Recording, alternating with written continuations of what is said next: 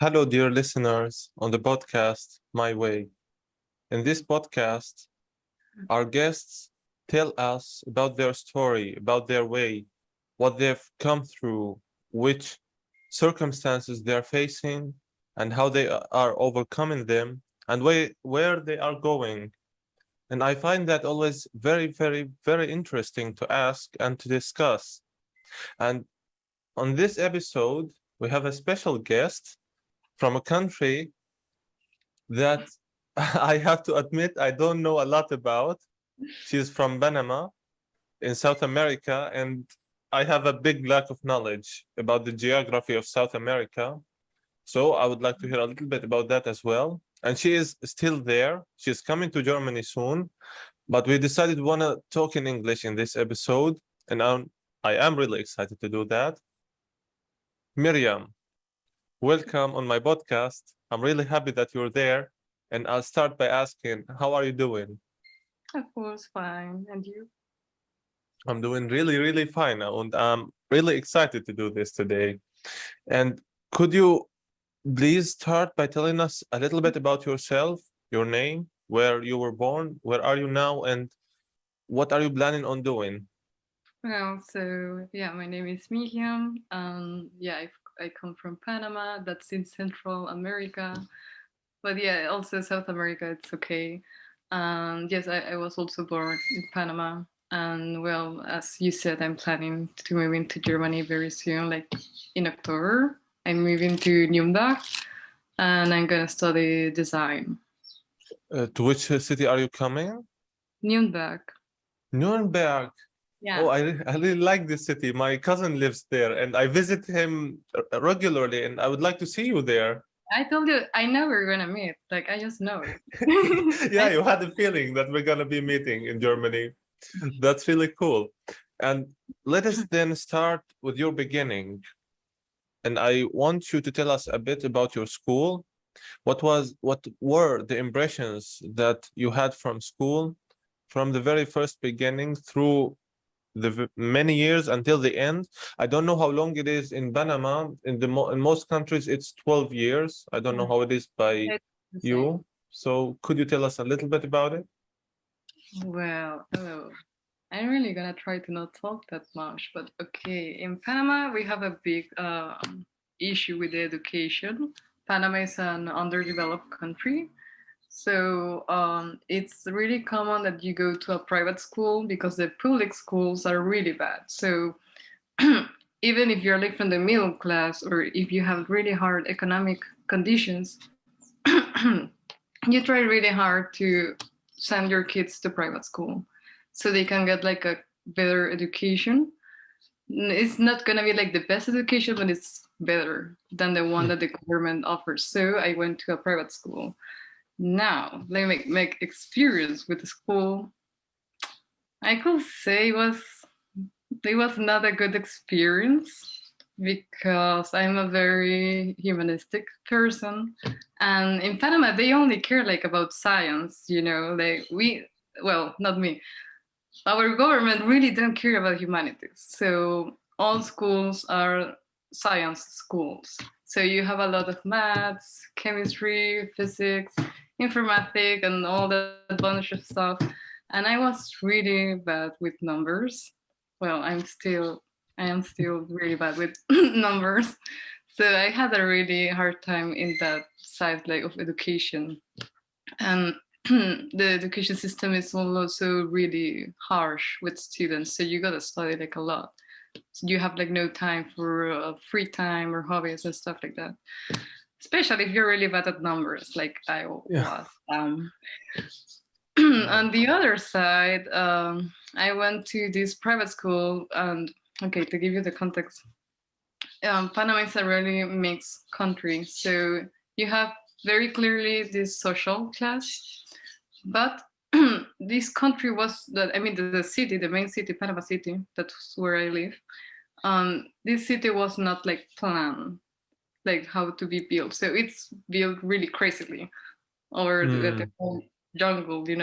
So you can have like a very high class neighborhood, and then you have like a very very low class neighborhood.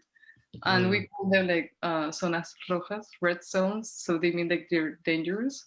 So I went to a school that was like middle class red zone, but that's Ah. like really normal. So you go to this school and it's full of different kind of kids, you know, especially from middle class kids with really hard economic situations and some high class kids.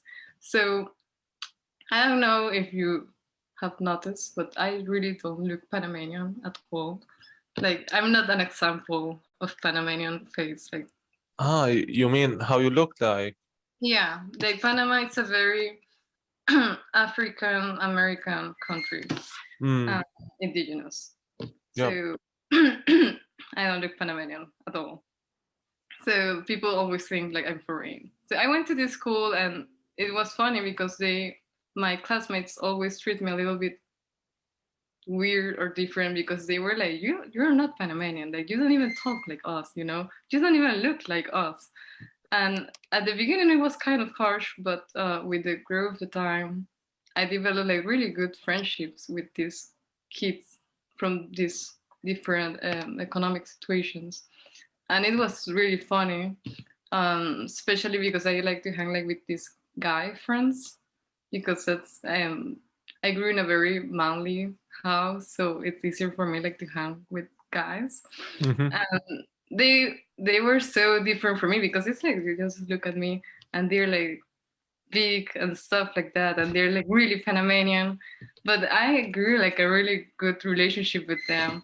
So when I was graduating, I will be like coming to the school and greeting them in this manly way and all of that, and we're like, yeah, friendship. But so that's like the good side of school, I think.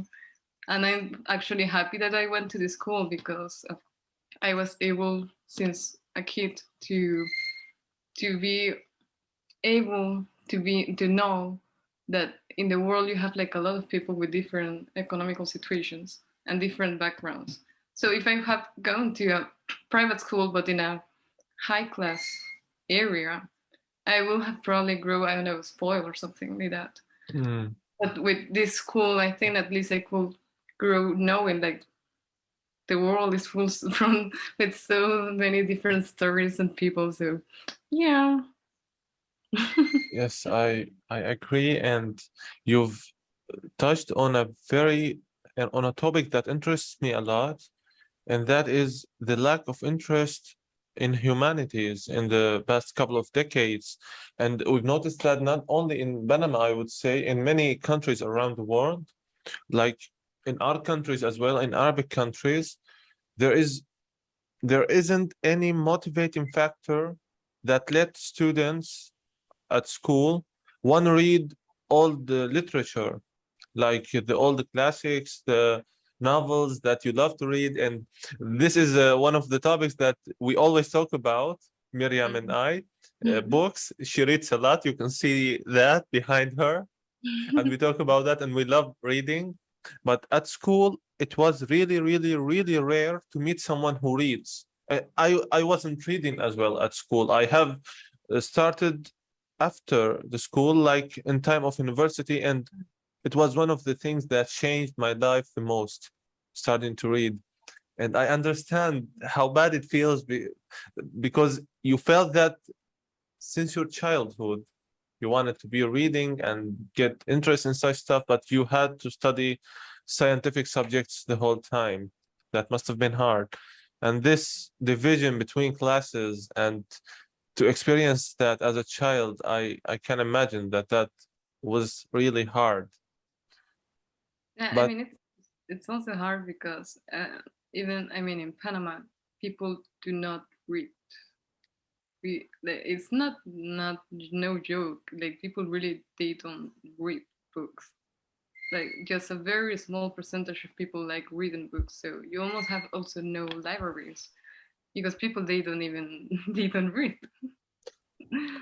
okay, to be the devil's advocate, as they say, why should one read? Because most people don't read, but they may have reasons. But if one asks you, why would you read? Why do you want to read? Why should I read? What would you say? So there's no there's no reason to not read. But it's not about reading classics. It's simply about people reading. You know, like I would say it's like part of our nature. Where's what's the origin of books? I will say it comes from art. Actually, I don't know if you know this case in France and in Spain, the oldest case with art.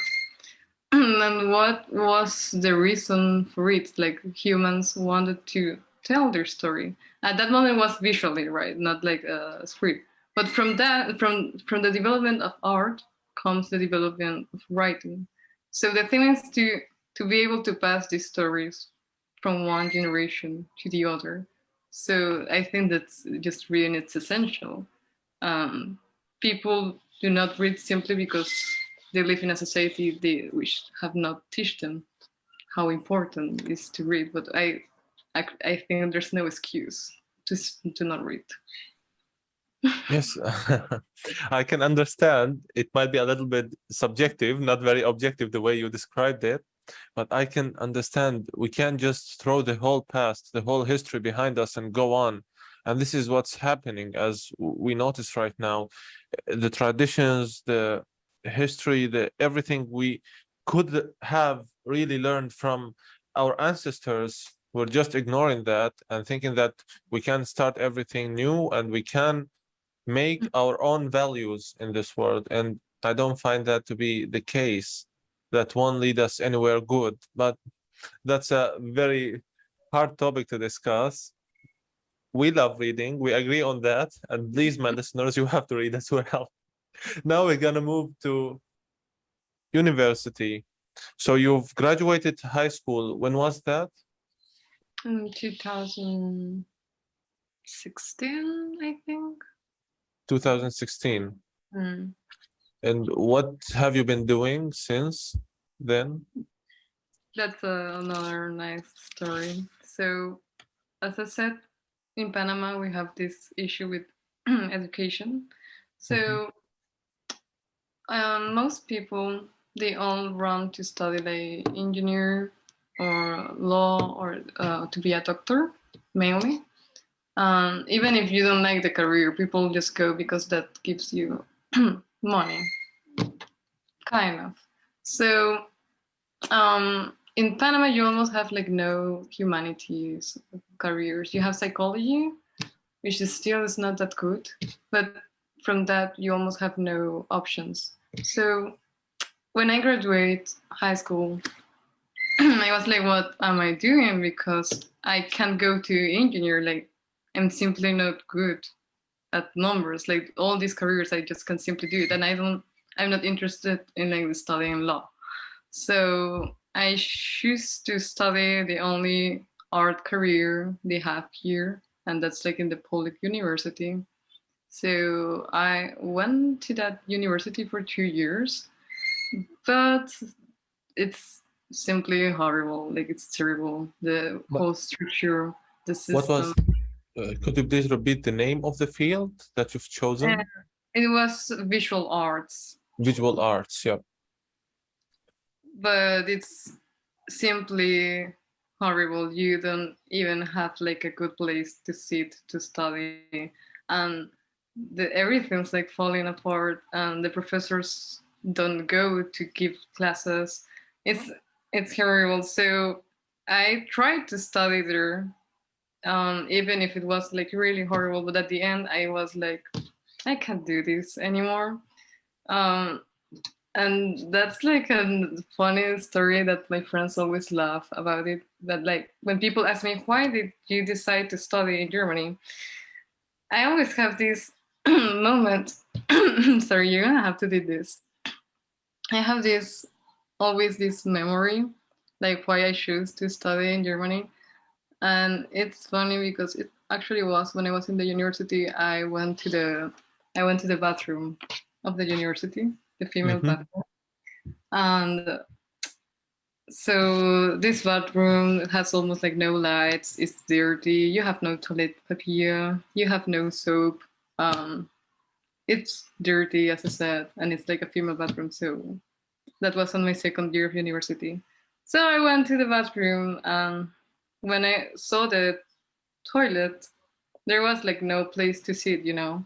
There is a female toilet, but you don't even have like where to sit to Mm. go to the bathroom. You understand what I mean? Yeah.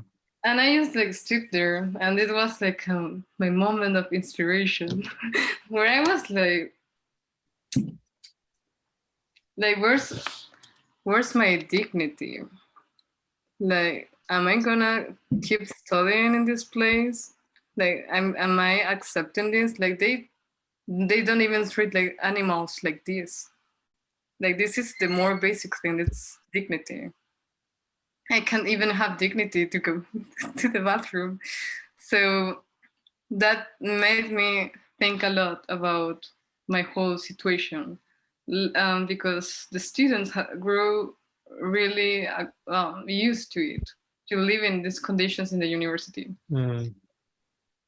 and they just get used to it, and they study there, and they just accept it, and they even think somehow that it's normal to live like that, to study like that.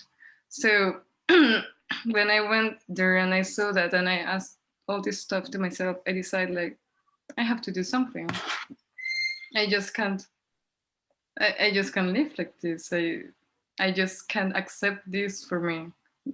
As I said, dignity. I have dignity. Like I can keep studying in a place that I don't. They don't even give me the more basic things, you know.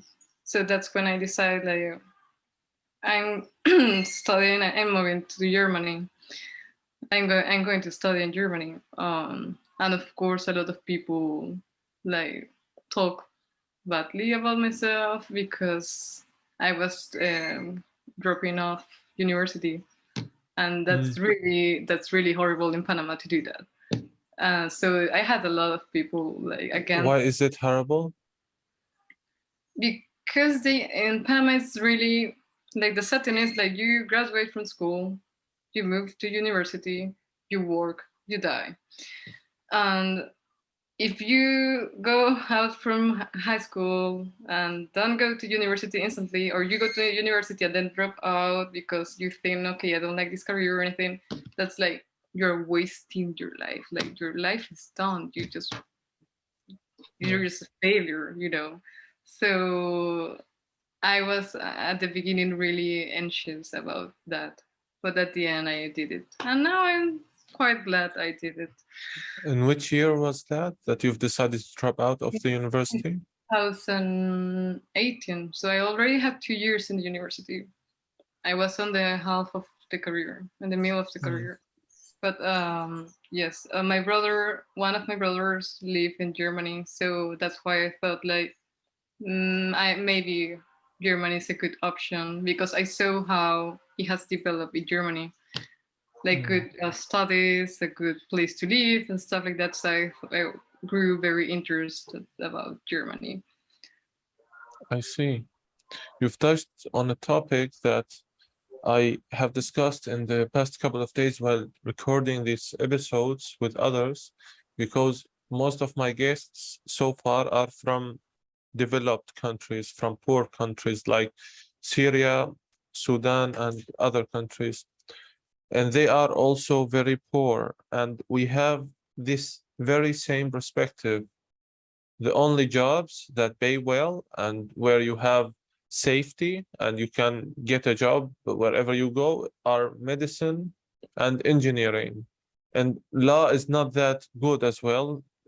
It depends a lot on your effort, but it's only med school on and engineering that you have a little bit of safety after you graduate. And so it's always the case that when a student graduates from high school, as long as he has good results, a high score, he'll go directly to med school. And when he doesn't get enough, and a high enough score to go to med school, he goes to engineering without ever giving a thought about what he wants. And I'm not criticizing that. I know how hard it is that you go, for example, to visual arts and you study 3 4 years, you spend a lot of money, you go to the university, it's mostly in another city, you have to move, and that costs a lot in a poor country that not everyone can afford that. and then afterwards you can't do any damn thing with your certificate. You just hang it on the wall and go and work in the market or in any job that you can find, so that you can start a family.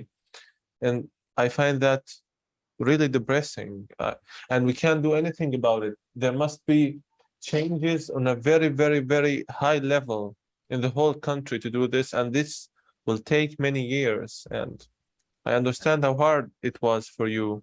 I mean, all of this stuff that you mentioned, I also asked myself a lot about all of this stuff, about the decision I was making, because also, I mean, I'm also thinking I was able to do this because the 3 days I had two parents who actually believed in me, and they really pushed me and helped me to to reach my goal. But most people don't have this possibility. So I have, like, sadly, a bunch of friends who would have loved to study other kind of stuff, but they just went to study like these careers because they're the secure ones. So, but I also asked myself that, I mean, I thought about studying to be phonoaudiologist. What is that? It's a kind of like psychologist, but for people who are disabled, like with autism and stuff like that. But at the end, I was like, I just can't. I have always known I want to do something with art my whole life since I was a kid. Like, I just know it. Like, so it's really hard. It's a really hard decision. Like, am I doing the thing that everyone's doing, or am I taking this path that I know it's gonna be really hard to achieve? So I just did it. And I don't even know if in Germany I'm gonna have like a better. I mean, I hope I have at least a stable situation. I'm not interested in having being rich or something like that. But yeah, I really understand what you said. Not everyone has the opportunity. Yeah, and I understand your motivation behind that. I've read in a book of Franz Kafka, a hunger artist. He said something like, an artist doesn't do art because he loves to or he always wants to, but because he can't do anything else but art. If he doesn't do art, he wouldn't want to do anything else. So it's something from within that you cannot resist, especially for people with high levels of creativity. On the big 5 traits of this psychology measure, there is a measure for personality, and one of the traits is creativity, and people with very high levels of creativity suffer with that. I wouldn't say are gifted, because it's mostly suffering, because I agree. in many situations of life nowadays, it's really hard to be a creative person and to find somewhere to work and somewhere to live the way you want. But I'm really happy that you've gotten the opportunity to go to Germany. Here you will have a very better situation. And it is sad because many people don't get this opportunity, because at the beginning, if you want to go to Germany, you have to pay some money. It costs a little bit, and it's hard to afford it in poor countries. Okay, so that was in the year 2018, and now we're in 2022. What have you been doing since then? You're still in Panama. Okay, so yeah, in 2018, that was in December. So yeah, it was the end of 2018, and that's when I decided, okay, I need to change my life, what I'm doing. So the next year, I decided not to go to university because you spend money going, you spend money in materials that you don't even use because the professors don't go to class. So you spend money with the transport and all of that. So I decided to not go to university and to start studying German. So there's no Goethe Institute in Panama. Of course, we don't have that. And no one speaks German in Panama. Just for context for our listeners, Goethe Institute is the most prominent institute for teaching German outside of Germany, and there are some branches of this institute in most countries of the world, but not in everyone. So There's a lot of those in Latin America. Like you have it in Mexico, in Colombia, I think in Chile. You have a lot of those institutes, but I think even in Costa Rica you have, but we don't have that in Panama because Panama is a very influenced country by the United States. So like, it's an English-speaking country with Spanish, but no one's interested like learning German. So you have two small language schools, but I went to the first one and it was not that good. So I went to the second one that it's like it's very near to a Goethe Institute. It's the German Cultural Centrum in Panama. And I started learning there with, well, first I was in a group, but it's really hard to study in groups because it's not like the German system that you have these intensive classes and everyone studies like really hard to achieve this goal. In Panama, you have these group classes, but most people, they are actually not interested in learning the language. So you can study really hard, but you have to go really, really slow. So at the end, I moved to the private classes, and I think I did like 3 levels of German in 1 year alone. that's really cool. 3 levels, you mean A1, A2, B1? A2, B1, and I think the beginnings from B2. B2, I mean, yeah. So I did all that in 1 year. And it's hard because you have no one to practice German with, and it depends mostly from yourself. So I had a professor, but most of it, it's about you sitting and studying every day. And also it's such a different language from Spanish. So I did that, and I was supposed in 2018. I was supposed in 2020 to go to Germany and go to the Studentenkolleg, but we had the Corona. and also they set a higher level of German to go to the university. So they moved from B2 to C1. So I had those two big change, and I was like, oh, okay, I have to study another level of German. Okay, so I did, no, in 1 year I did in 4 levels, I think, yeah. Because I had to study C1. But I had no German certificate. So the pandemic came, and so I spent some months like in the air, like what I'm doing with my life. And then in Germany, some German institutes decided to do these online classes for the DSH. Yeah. So I was like, what's the DSH? And I started like seeing what you can do with that. And I already studied in the university in Panama. So at least if you're from Panama and you have 1 year of university, you can study directly in a German university. You don't need to do the Studentenkolleg.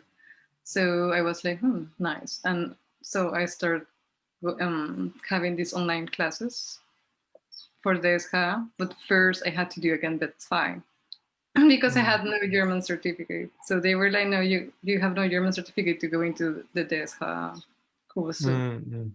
So I had to do B2, and then I did C1, and then in 2021 I went to do the DSH exam. Okay. Okay, just for context for our listeners, B2 is B2 and C1 is C1, A1, A2, B1, B2, C1, C2. These are the levels of the German language and many other foreign languages. And for students at the university, one must have at least C1 or must have C1. No one studies C2. It's too complicated and not required. And this DSH exam is one of the exams. There are many here in Germany that you could take, and with this certificate, DSH, you can study directly at the university if you have already studied 1 year of university in your home land. Why? Because most of high school certificates are not anerkannt. What was the word for that? Certified? Recognized, yeah, certified. Yeah, recognized, exactly. Are not recognized here in Germany. Many, not mostly, but many countries. and then you have to study 1 year, and this 1 year is Studienkolleg in order to be able to apply for university.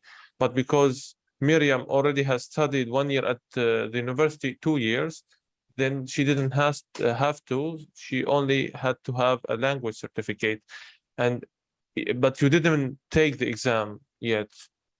The DSH? This Yeah. because it's only available at German universities inside of Germany. So now you've prepared yourself for that, and you are going to take the exam when you come here. I already did the DSH. You were in Germany? Yeah. Yes, yes, I yes, I already- remember. Yeah. I have already been in Germany. I the first time I went to Germany was like in 2019 because I went first to visit my brother in his city. So I was there for a month and I don't know how much. But then I came to do the DSH. Yeah. Yeah, exactly. I remember you published a story. You were in Germany and in a train, and I've written you, and we've talked about it. How the hell did I forget that? So why did you go back to Panama then? Why didn't you stay here? Uh, okay, because I did the exam, but I'm not a student, so I can stay here. You have only 90 days to be in Schengen area. So Ah, I went back, and then because I want to study design, I had to do an Eignungsprüfung, an art exam. So I have, yeah. So that's the issue when you're at least from Panama and you don't have a Goethe Institute because you don't have no one to help you to do all this stuff. Like you have to find out by yourself. That's how it was with my brother. That's the same for me. So I went back to Panama and then I had to go back to Germany again hmm. do this art exam. So the last time I went to Germany, it was like some weeks ago that I came back to Panama. It was to do the art exam for for design. Yeah. Hmm. So now I had to come back anyways because I need to get the visa. Yeah. Hmm. You had a Schengen visa the last time. I need the Schengen visa, the German visa, right? The student one. And Yeah. I could stay in Germany because I stay with a friend and I stay free, so it's not expensive for me. But I need the visa. Yeah. It's very complicated here when it comes to paperwork and those other bureaucratic stuff that we all hate here in Germany. So Miriam had a Schengen visa, and this is only one can stay only 3 months with this visa, but she had to go back and apply again in her country for a study visa. That's not possible inside of Germany. You have to go outside and apply outside and then come back when you get the studying visa. That's a very ugly situation, I know. And what, The German embassy? yeah. And when are you planning on moving to Germany? Well, now I'm in the process of the visa, so that can take 8 weeks or something like that. I hope I'll be moving like in October. I don't think university starts on the 1st of October, but I suppose I'm going to arrive a little bit later because this takes a lot of time. So I'm just like, yeah, doing all the paperwork and waiting. So you're gonna be studying at the University of Erlangen or another university inside of Nuremberg? No, because it's a arts bachelor. Those are usually actually in a Hochschule. So I'm studying in the Technische Hochschule Nürnberg. Okay, yes. Hochschule, for context, are high schools. There are two types of higher education here in Germany. Hochschule, the high school, and universities. They are separated, but they are higher education. And are you looking forward to coming to Germany, or you feel like you're gonna be missing Panama?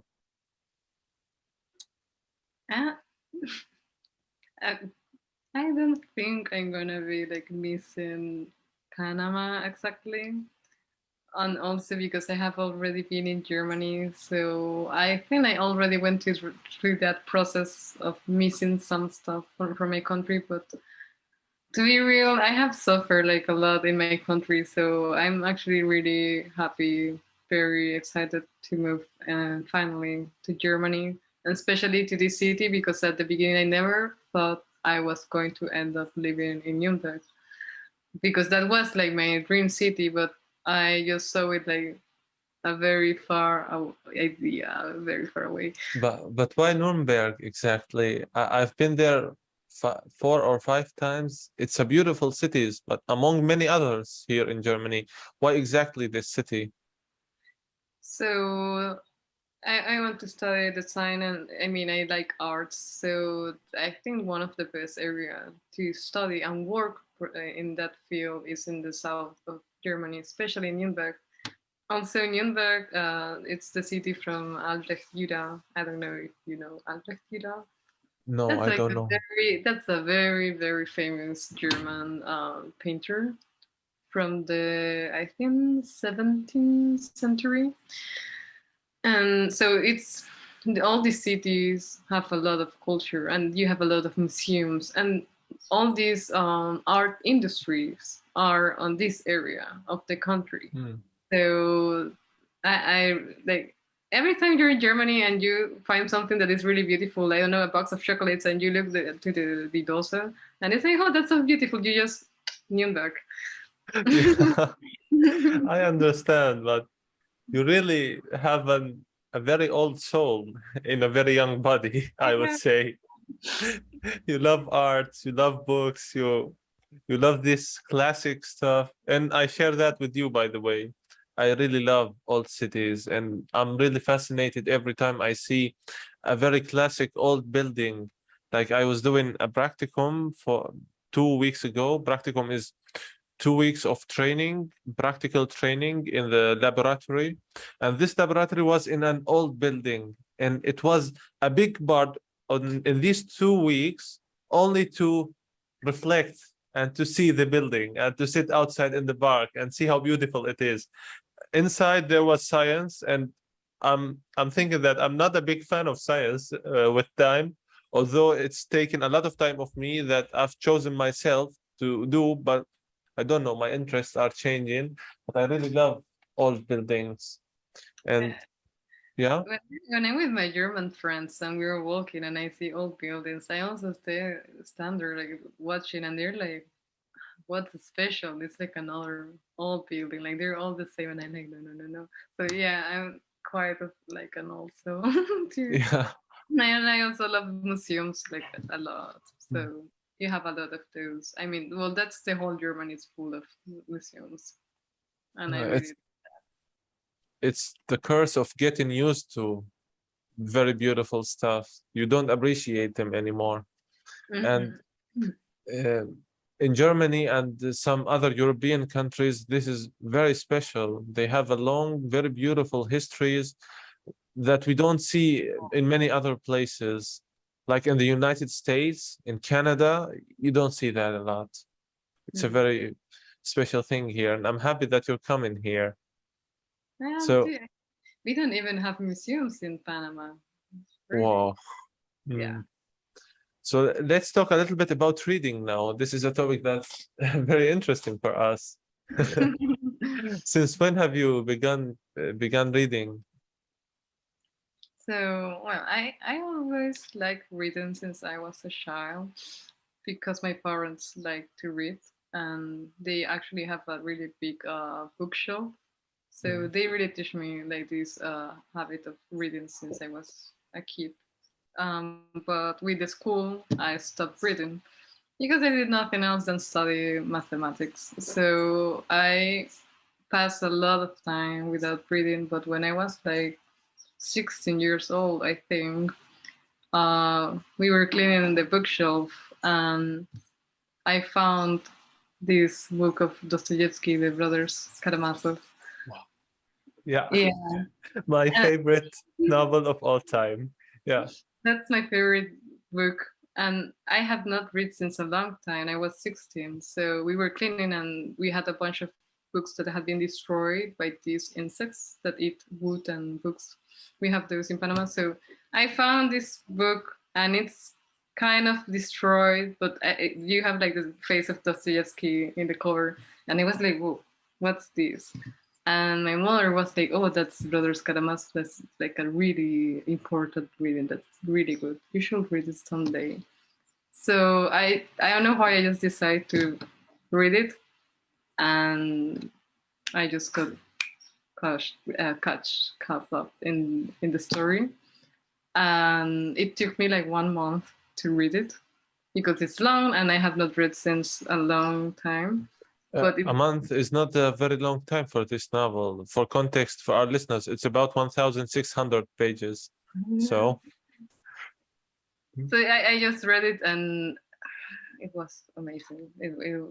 I still remember like the feelings when I started reading this book, and that's changed since then. I started reading again because that really changed my perspective of the world.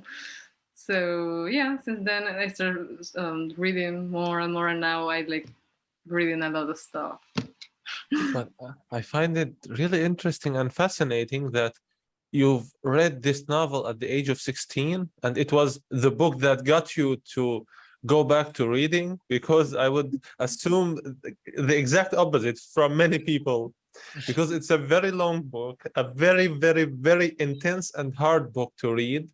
And at this age, and from coming from someone who hasn't read for a very long time, it goes deep in philosophy and psychology, in religion, in atheism, in good and evil. It's a very beautiful book. You have to read it, my listeners. I've read it, in within 10 days. So I was reading an average 150 pages of it a day. It wasn't exactly like that. At some days I've read 100, at others I've read up to 250 pages.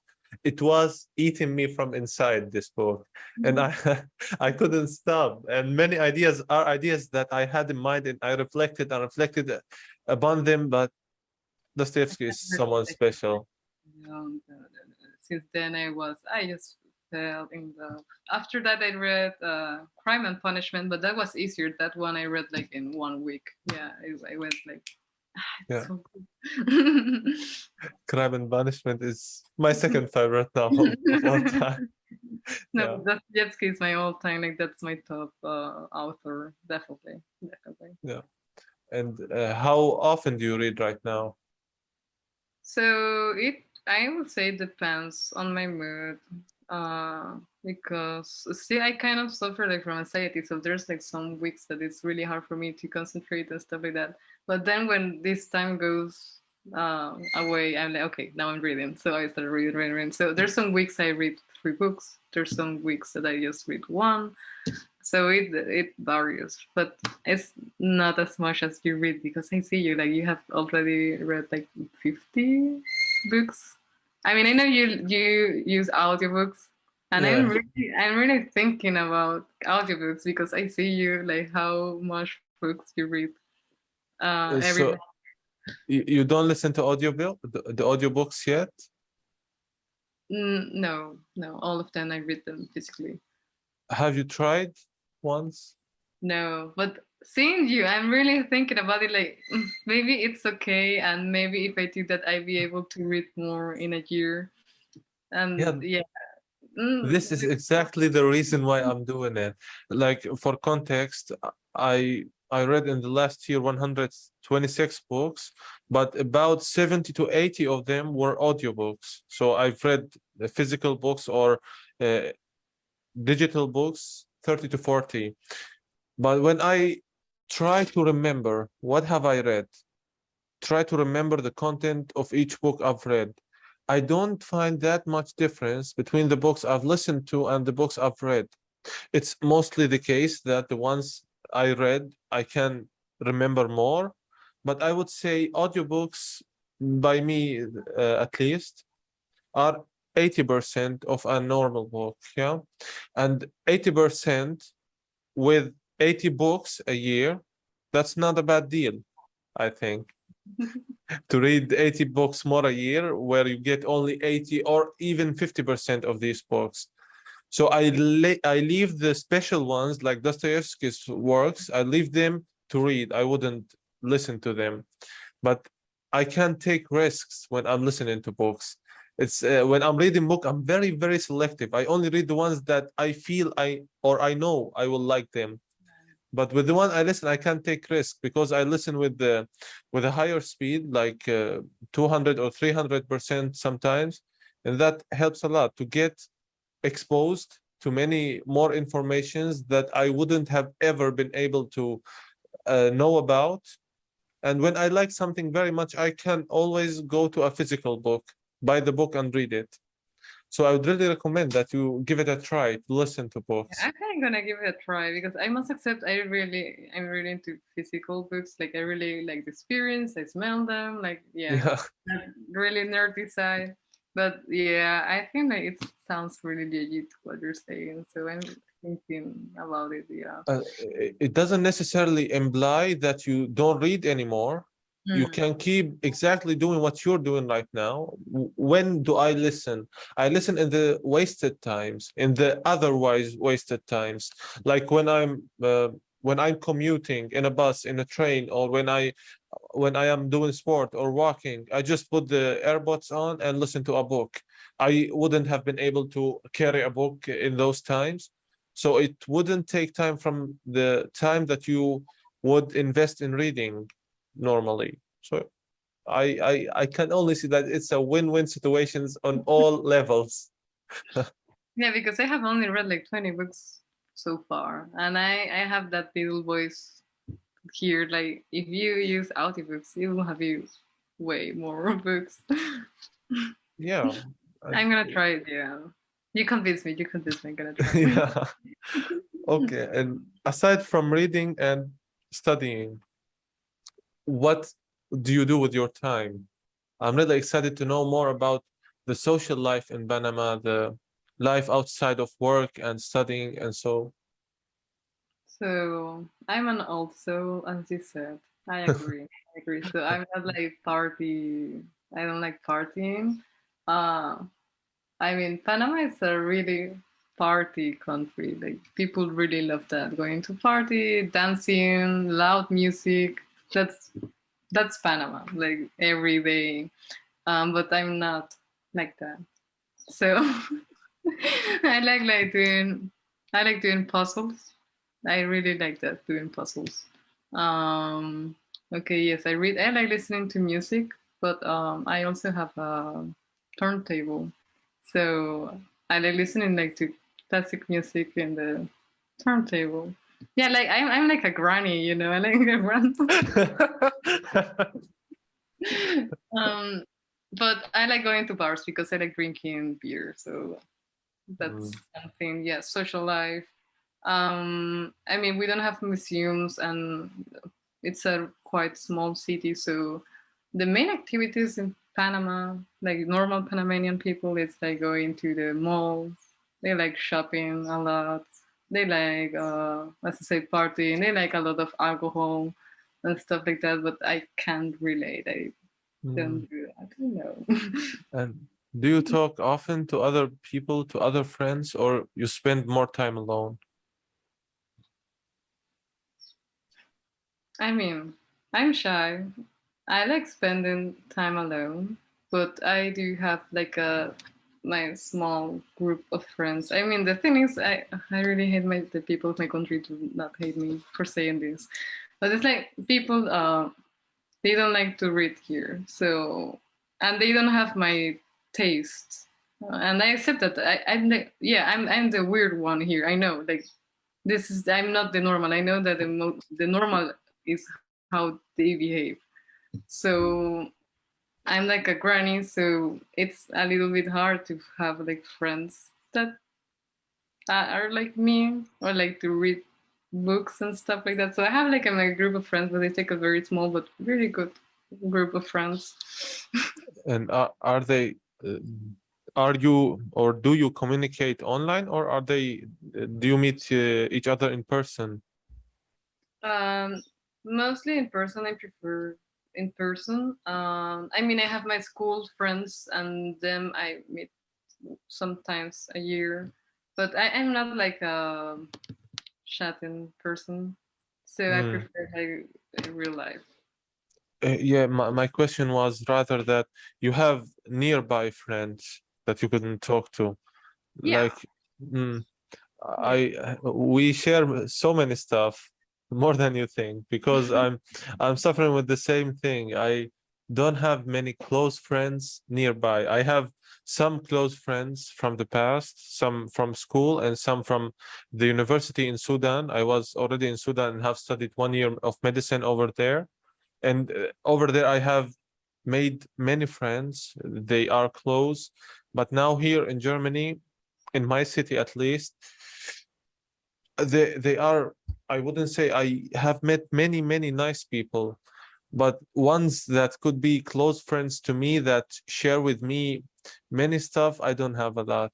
And I would say in this city, and maybe it's again, as you said, something wrong with me. I'm getting more and more introvert and spending more and more time alone, and that is not good. And I've noticed that in the last semester, in the last 2 semesters, in fact, that's having a negative psychological effect on me, that I'm Mm. spending way too much time alone.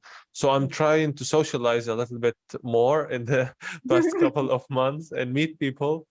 But I don't know, I find it hard to make new friends that are so close because it takes risking. You have to risk a lot and to trust in people in order to make a very close and good friend. And you have to go through many hard situations.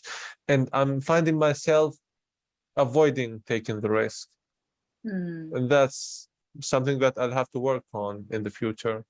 I mean, I really push myself to go out. It's not like I don't like meeting people, but it's still, yeah, hard to have like deep friendships. Now, I in Germany, I do have really good friendships. I know it's hard to create a friendship with a German. I know it's not that easy.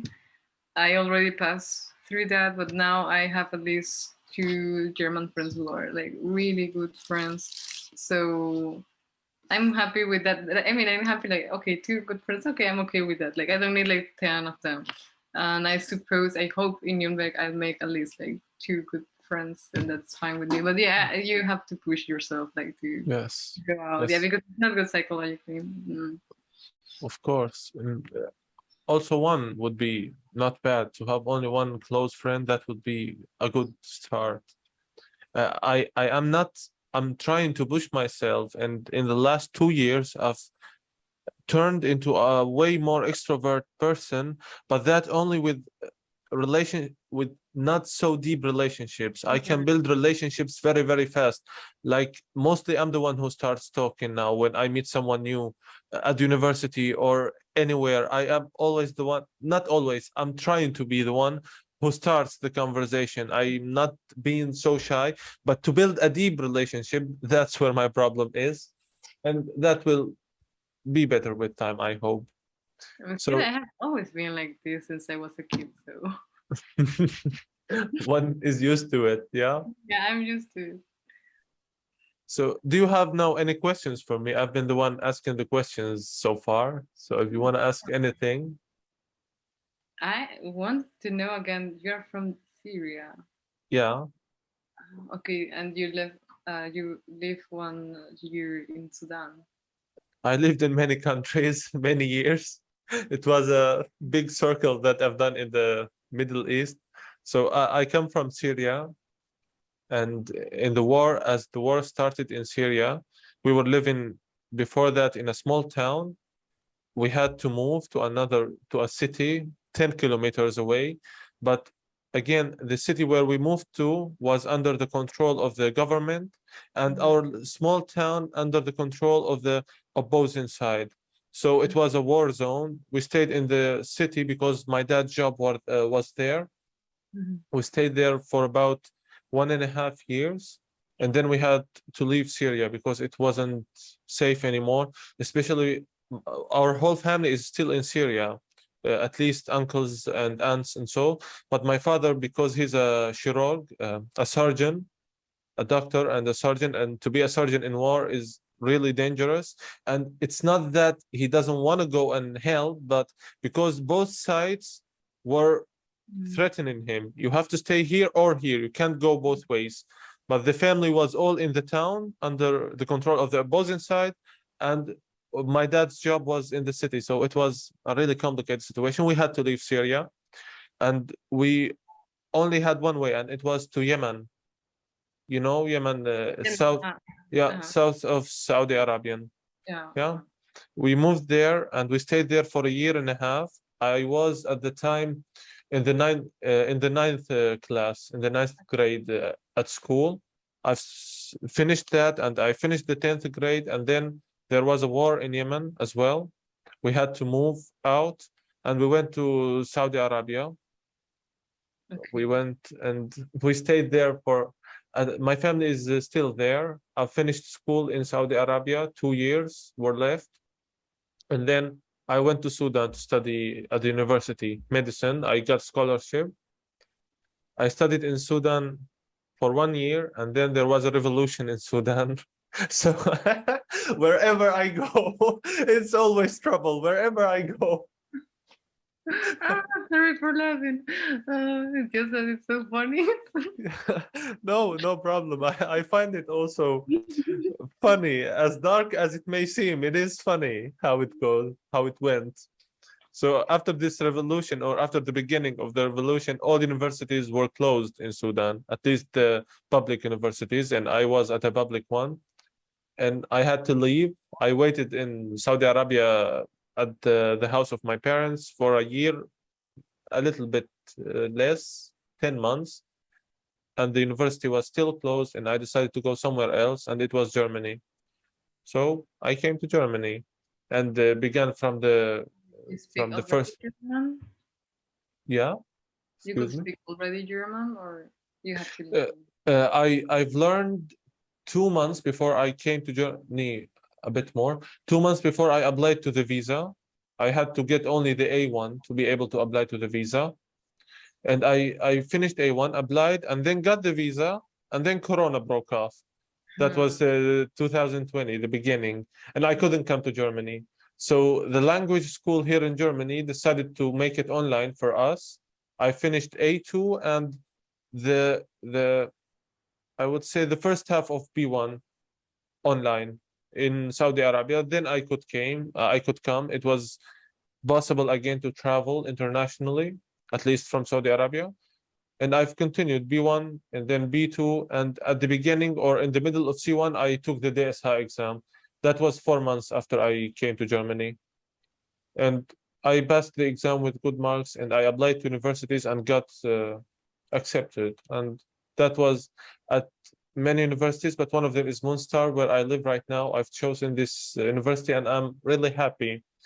I'm here now for 1 year and a half. I finished the 3rd semester, and I've started another study field, experimental medicine, it's called. Yes, that was after the end of the 1st semester of human medicine. So I'm studying now 2 fields together. And I've finished also the 3rd semester 1 week ago. And it's going well. Sorry, what's the name of your career? I'm studying human medicine, the normal medicine, and the experimental medicine at the side as another study field. Human medicine is medicine. Like medicine, yeah, the normal medicine, where you be a doctor, where you can be a doctor at the end. Because I already read, I read many times the human medicine, and I was like, what's the difference between the human medicine? Because there are human medicine and then we had, what was the name? San medicine. What was the name? Dentistry in English, where you could be a dentist. Yeah, in German it's Humanmedizin und Zahnmedizin und Pharmazie. So you have 3 different fields. Because of that, here in Germany, it's not called medicine, but human medicine. Yeah. And this experimental medicine is something new. We learned over there how we work in the laboratory, how we work in the field of research, if in case we want to be researchers in the future. And that's I'm doing right now. And at the side, I'm working at the university hospital, and I'm really loving my work, at least in the past couple of months. At the beginning, it was a bit hard to get used to the atmosphere in a hospital, but now I love it. I love talking with patients. I love helping patients. I'm finding it always more and more beautiful. And that's been my life so far. Okay, okay. What else can I ask? Like, what are your hobbies? Yeah, you go. You Ex- talk about yourself now. What are your hobbies? Hobbies. That's that's hard to describe. Reading, as we've established so far. I like reading. I do sport every 2 days. I have a workout session. I go running here in the nature, and there is a training place here in the garden beside my house. I train a little bit there. I do YouTube videos. I do some videos on YouTube, and I'm doing this podcast right now. I've begun to learn to play the guitar some weeks ago online. It's going very slow, Mhm. and I spend a little bit of time with friends now and then. That's what I'm doing. So I don't know if these are hobbies in the true meaning of the word, but that's what I'm doing. One could say, like, if you're not doing YouTube like in a business way, then yeah, it's a hobby. It's yeah, YouTube has been always a mixture. Sometimes it's hobby, it's something I'm enjoying, sometimes it's work, it's pure work for me. But this podcast is the project that I had the most fun with so far on YouTube. I'm gonna be uploading it on YouTube and other places. It's pure fun. I'm not feeling at all that it's work because I'm really enjoying our conversations. And I'm not setting any high expectations. I know there won't be that many views on these podcasts. They are long, and I'm not someone who's known so that one would listen to me and my guests 1 whole hour, but I'm having fun, so it's it's That's not important. fine, yeah. Yeah. No, I mean because I do art, and at the beginning it was a hobby, but now it's like it's studying, so I can't count that as a hobby anymore.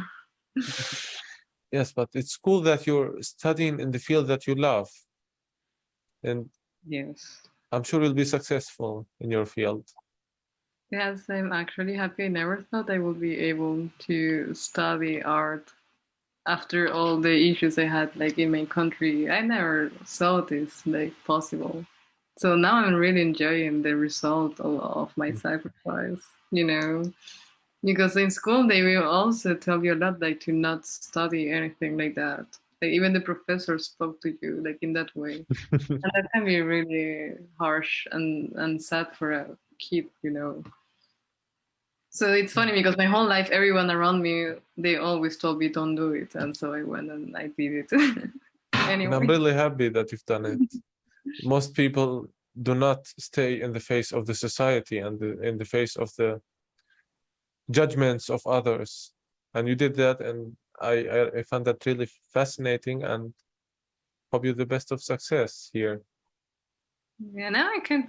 Yeah, I'm proud of it, and also my friends all say the same to me. Like, hey, you were able to, face it, and do what you really want. Because as I said, in these kind of countries, most people are forced to not do what they want to. So, yeah, I'm kind of happy with that. And I'm really happy that you've been a guest on my podcast. Do you have anything you want to say or you want to add now at the end? The inspirational quote, okay, no, but well, I will only say that well, I think it sounds cliche, but like to follow your dreams and to not push yourself so much into society's expectations, And I think that at the end of the day, it's about working really hard by yourself, and I think most of the time you're gonna achieve it. Not necessarily like with the results you want, but you're gonna achieve it if you really want it. So um, I would say like it doesn't matter where you come from, you also deserve to achieve the goals you want, even if it's hard. Yeah.